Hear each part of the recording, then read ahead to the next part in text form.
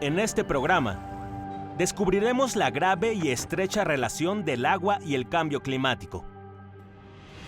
Conoceremos otro foco rojo. El 100% de la cuenca de México ha tenido sequías en los últimos años. Y te diremos qué pasará si dejamos que la temperatura del planeta continúe en aumento.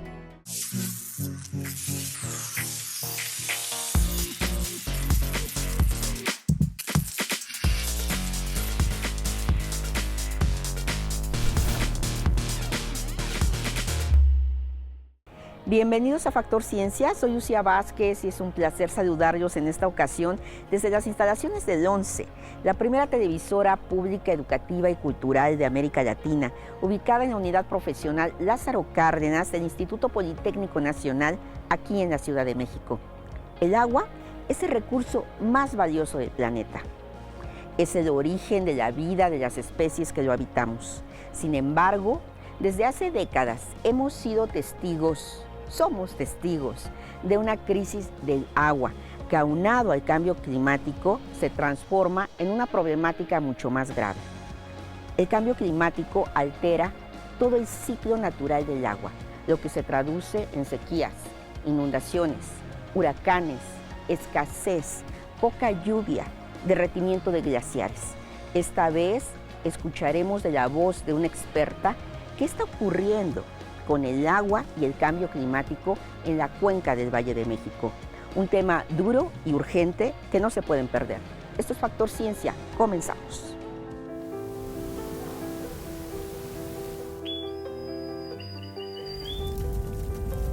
De acuerdo con la definición que hace la Organización de las Naciones Unidas, por cambio climático se entiende un cambio de clima atribuido directa o indirectamente a la actividad humana, que altera la composición de la atmósfera mundial y que se suma a la variabilidad natural del clima observada durante periodos de tiempo comparables. El cambio climático también se puede gestar de manera natural. Sin embargo, desde la Revolución Industrial, entre los siglos XVIII y XIX, la forma de producir bienes y servicios se convirtió en uno de los principales factores que inciden en el calentamiento global de la temperatura. Este fue un drástico cambio tecnológico en el que se empezó a masificar el uso de combustibles fósiles como carbón, petróleo y gas, que trajo consigo el aumento considerable de gases de efecto invernadero. Seguimos hablando de este tema urgente, cambio climático. Y es por eso que nos acompaña la doctora Fabiola Sosa Rodríguez. Ella es profesora, investigadora y jefa del área de crecimiento y medio ambiente del Departamento de Economía de la Universidad Autónoma Metropolitana de la Unidad Azcapotzalco. Muchísimas gracias, doctora, por estar en Factor Ciencia. Muchísimas gracias por la invitación. Para mí siempre es un privilegio poder compartir y crear estos puentes desde la academia con toda la audiencia de Factor Ciencia para poderles compartir lo que estamos investigando, para que estén informados y para que se puedan sumar con distintas acciones para la lucha contra el cambio climático. Tú eres un especialista en gestión del agua, en manejo del agua y cambio climático. Algo que a veces los que estamos como que a distancia no relacionamos. ¿Qué es lo que está pasando? ¿Cuál es el tamaño de la crisis de la gestión del agua y el cambio climático en México? El país está enfrentando condiciones muy severas y creo que es muy importante que las autoridades y que la ciudadanía se sensibilicen acerca de esta problemática. Primero quisiera destacar que pues llevamos muchas décadas llevando una gestión inapropiada, que en realidad muchos de los problemas de gestión del agua que enfrentamos en el país no se le atribuyen exclusivamente al cambio climático. El cambio climático viene a sumarle una presión más a una gestión que tiene que ser reflexionada y modificada en varios sentidos.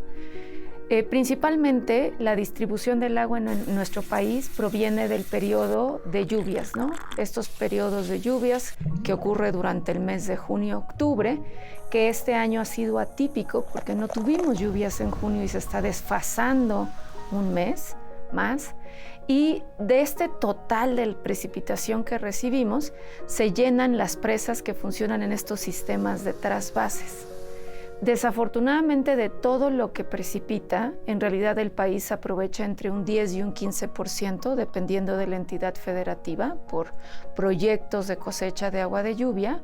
El resto, la mayoría, se evapotranspira, es decir, con el calor sube el vapor y lo perdemos. Una parte muy pequeña recarga los acuíferos, que es el agua que bombeamos y que a lo mejor vemos en la ciudad distintas infraestructuras asociadas a pozos, que son los que los abastecen, y una parte más pequeña escurre y alimenta ríos, manantiales, lagunas, etc. En general, solo una tercera parte de todo lo que precipita tenemos disponible para consumirlo, pero no es seguro su consumo, porque 77% del volumen de agua en este país presenta algún indicio, agua superficial, ríos, lagos, lagunas, presenta algún indicio de contaminación, ¿no? Entonces, ¿por qué se está presentando este problema? Pues porque la mayor parte del agua residual, una vez que nosotros utilizamos el agua y la desalojamos, tanto doméstica como industrial, no se está tratando. Si el agua no se trata, sigue su camino hasta ser desalojada en algún cuerpo de agua para trasladarse hacia el mar. Pero en ese proceso se contaminan ecosistemas, se contamina agua. Aproximadamente 77% del volumen del agua superficial de nuestro país presenta niveles de contaminación, y esto es resultado de que el agua que usamos en nuestros hogares o de que el agua que se utiliza en la industria no es tratada. Entonces estamos contaminando fuentes de agua importantísimas, porque como vamos a ver, la variabilidad climática ha estado incidiendo en la disponibilidad del agua en nuestro país, no recientemente. O sea, el problema que vivió Monterrey o San Luis Potosí, o esta crisis del agua que está enfrentando la Ciudad de México, no es un problema reciente, es un problema que ya tiene más de una década en la parte climática, debido a que el país ha enfrentado procesos de sequía que se están presentando con mayor frecuencia e intensidad. Tan solo en este año llegó a estar más del 50% del territorio del país con evidencias de sequía, desde moderada hasta extrema, ¿no? Entonces, cuando pensamos en sequía, nos imaginamos Monterrey, Coahuila, Chihuahua, Sonora, que es los que presentan situaciones de sequía extrema. Pero en el caso de la Ciudad de México, que forma parte de la cuenca de México, ha presentado evidencias de sequía. El 100% del territorio de la Cuenca de México ha tenido evidencias de sequía en los últimos años, ¿no? Una sequía moderada, pero una sequía que ¿qué implica que ocurra una sequía? Implica que hay una menor precipitación, menor humedad, menor recarga, menor escurrimiento y por lo tanto menor disponibilidad del agua. Sin embargo, este problema de la permanencia del agua es un problema que ha existido desde antes de que se presentara con mayor intensidad y frecuencia estos fenómenos de variabilidad climática, ¿no? Porque cerca de una cuarta parte de los mexicanos no reciben el agua de manera permanente, aunque tengan la conexión directa a la red, ¿no? Entonces es una cuestión de cantidad, de calidad del agua que reciben y también de calidad del servicio que garantice la permanencia. ¿Hay soluciones para esto? ¿Qué es lo que se debe de hacer? ¿Qué es lo que debemos hacer todos? Hay una gama de soluciones interesantes que se han emprendido en distintos países y que también se han emprendido en México, que van en impulsar, por ejemplo, la cosecha de agua de lluvia. No solo a nivel doméstico con estos sistemas de captación de agua de lluvia, sino también pensar en infraestructuras más grandes que colecten la precipitación, lagunas de captación que permitan recarga, que sean almacenamientos de agua para que esta lluvia, que en general, por ejemplo, si pensamos en la Ciudad de México, la mayoría se va al drenaje, ¿no? Se contamina porque no tenemos sistemas de drenaje separado y es un agua que ya no podemos aprovechar tan fácilmente con un pequeño tratamiento, ¿no? Entonces hay que avanzar incluso en pensar en separar la red de drenaje, tener un drenaje pluvial y tener un drenaje de aguas residuales, además de todas estas estrategias de cosecha de agua de lluvia a nivel doméstico, en las naves industriales y por supuesto en términos de estas infraestructuras. Soluciones basadas en la naturaleza. Estamos muy acostumbrados a pensar que todo lo podemos resolver con infraestructura gris, ¿no? Presas, tubos, por supuesto que son necesarias, claro que sí, pero necesitan tener sinergias con soluciones basadas en la naturaleza porque prestan estas intervenciones distintos servicios. Regulan el clima, se ha probado científicamente que cuando intervienes con soluciones basadas en la naturaleza, el clima, varios kilómetros, hasta 5 kilómetros alrededor de la intervención, puede ser de 5 grados centígrados menos, ¿no? O sea, 5 grados centígrados menos de temperatura. Y por lo tanto, pues requieres menos energía, a lo mejor durante las temporadas de primavera y de verano, climas, ventiladores, el clima es más agradable y al modificar el clima, son fuentes de captación de agua de lluvia, precipita más, hay más humedad y se pueden volver en puntos alternativos de provisión de agua, ¿no? Entonces las soluciones basadas en la naturaleza es algo que tenemos que impulsar y que tenemos que estar impulsando en todo el país. Pero déjame solamente añadir el cambio climático. Tenemos una situación compleja. Vemos la variabilidad climática que está incidiendo en sequías o que está incidiendo, como vemos el caso de Otis, primera vez que toca Puerto un huracán categoría 5, que estos fenómenos van a ser más frecuentes y más intensos, que en varios años atrás vimos huracanes categoría 5 que se gestaban en el Pacífico, pero que no tocaban Puerto, pero que ya lo están haciendo, o que incluso años atrás vimos el caso de Sandy, que cuando había llegado un huracán en aguas frías a Nueva York, ¿no?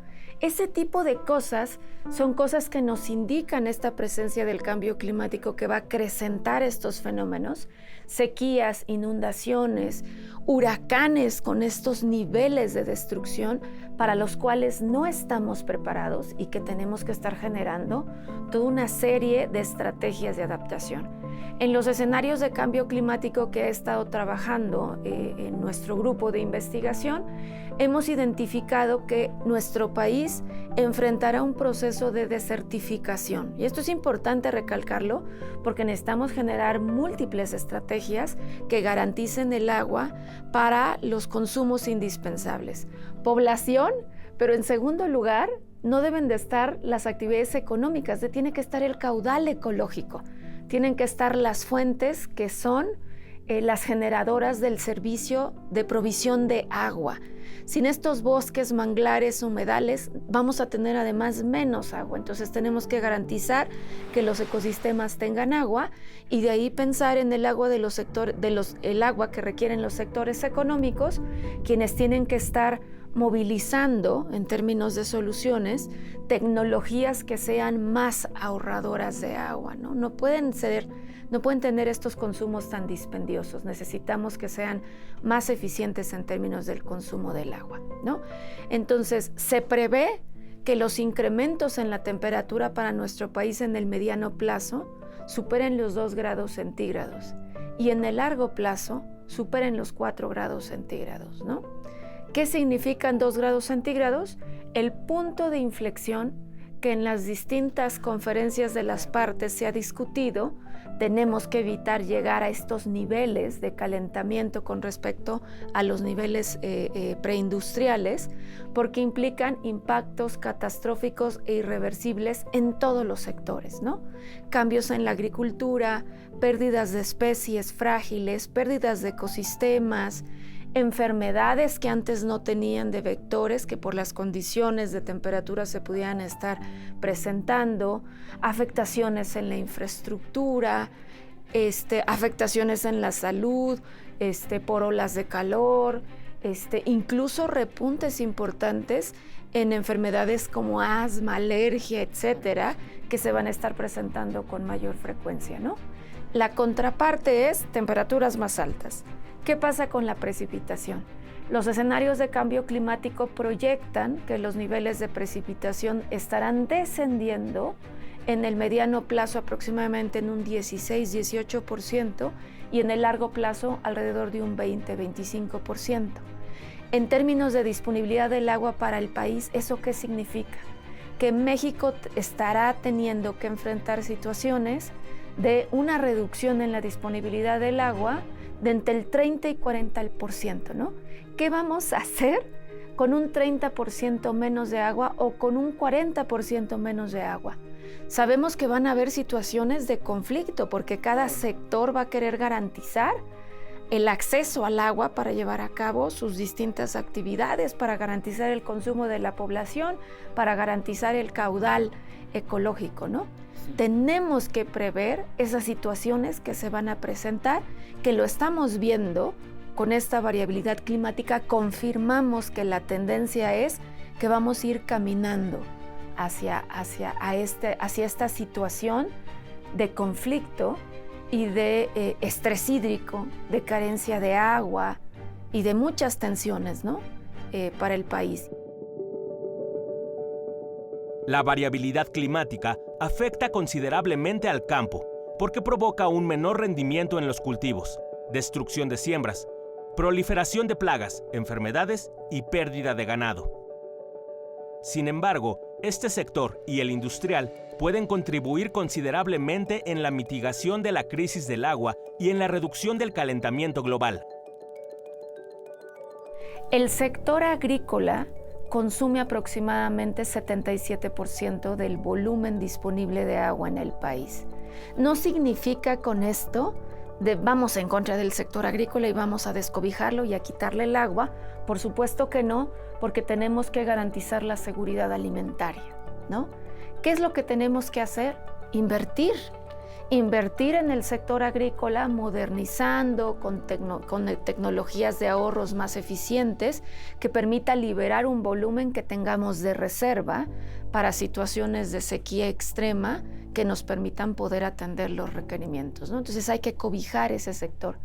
E incluso suena un poco atrevido, lo sé, he tenido discusiones interesantes con funcionarios públicos, pero he insistido mucho que tenemos que repensar en relocalizar industrias, ¿no? Aquellas ciudades que ya enfrentan estrés hídrico, Monterrey, San Luis Potosí, Ciudad de México, pues en realidad tendríamos que pensar si realmente necesitamos embotelladoras, refresqueras, cerveceras y otro tipo de industrias intensivas en el consumo de agua que estén compitiendo con un volumen que va a ser cada vez más escaso, ¿no? Entonces creo que el gobierno sí se debería de sentar a pensar en estrategias de relocalizar las industrias en donde el agua está disponible, con exigencias importantes para tener volúmenes menos dispendiosos, procesos menos dispendiosos en términos de sus consumos de agua, y que el agua se vuelva en realidad un recurso estratégico y vital.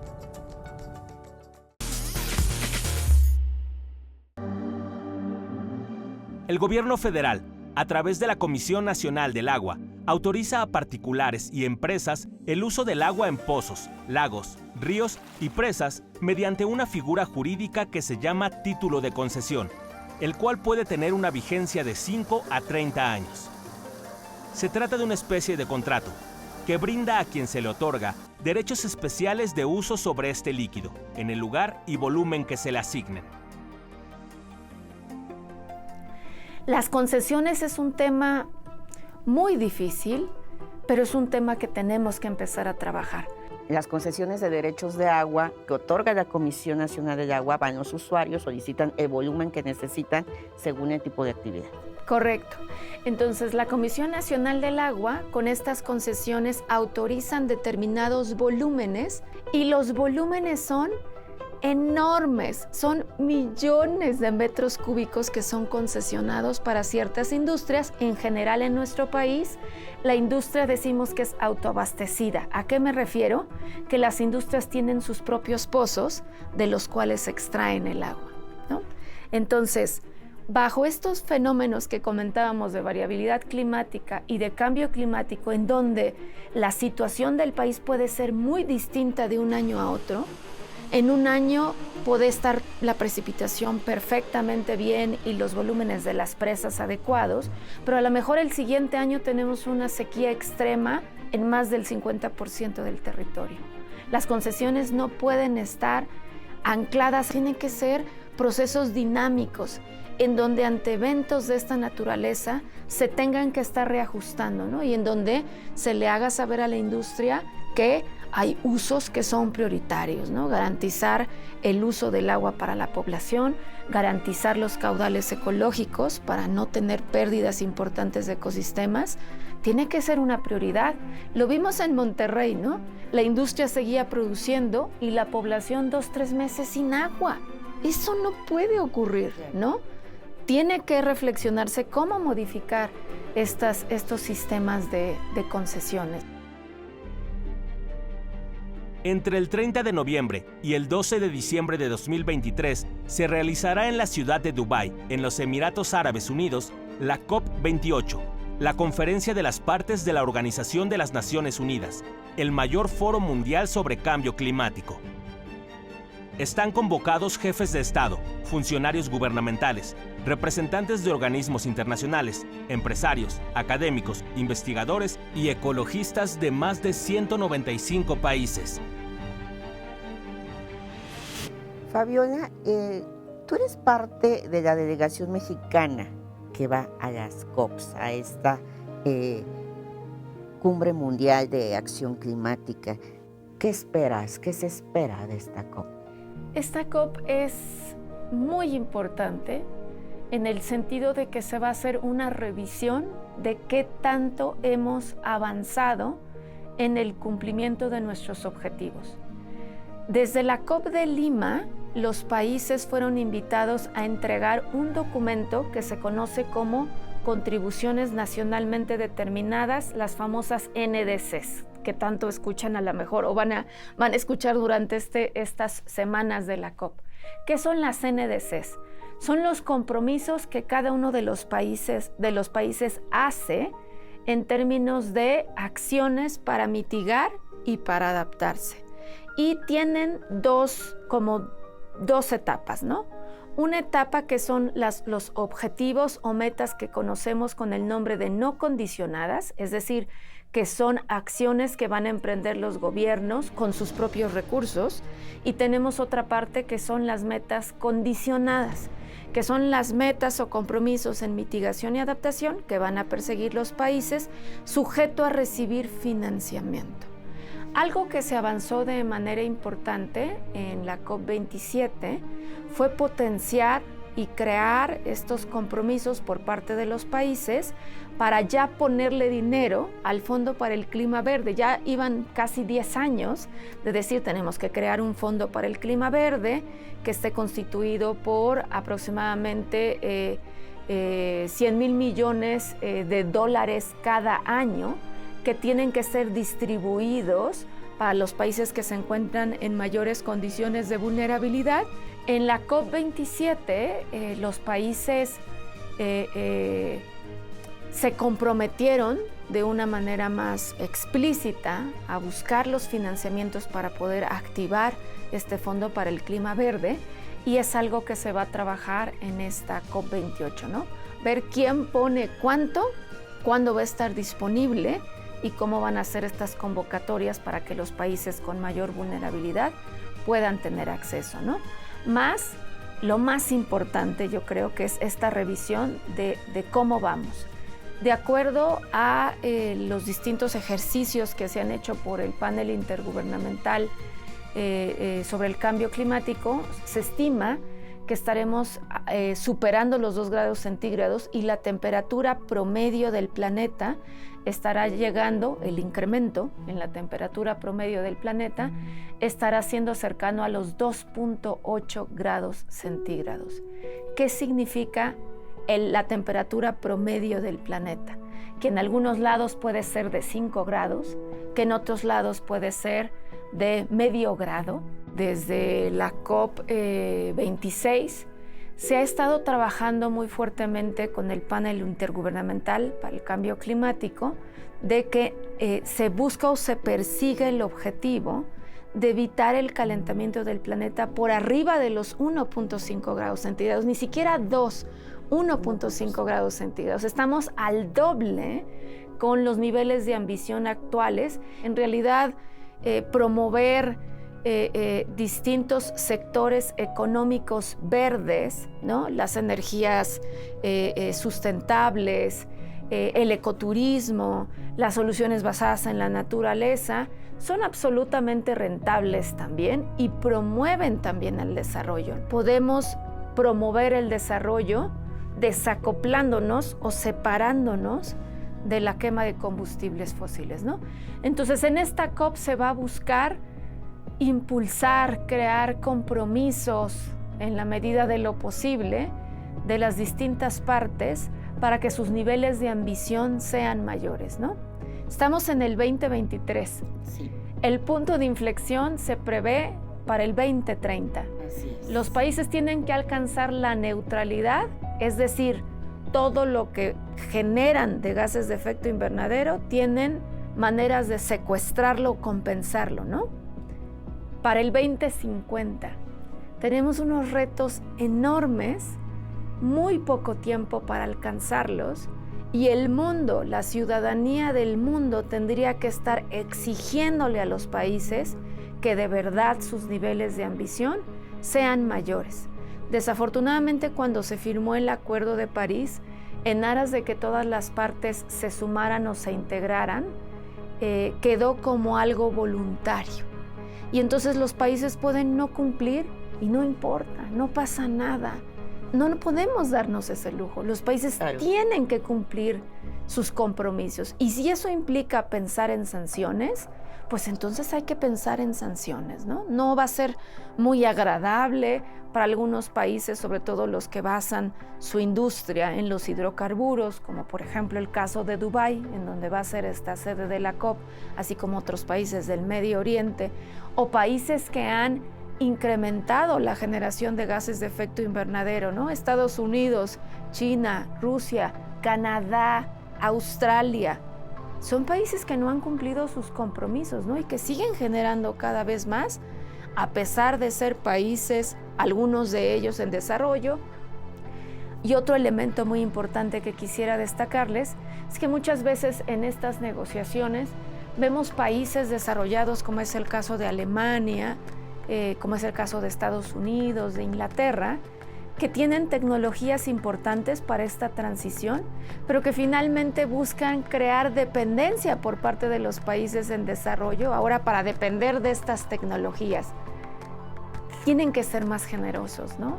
En realidad estamos en un mismo planeta y si no nos sumamos y no nos subimos al barco todos, la humanidad puede estar en riesgo de sobrevivir en unos cuantos años más. Entonces, tienen que ser generosos en realmente hacer estos procesos de transferencia tecnológica para no generar nuevas dependencias, para que los países puedan ir generando sus propias tecnologías, ¿no?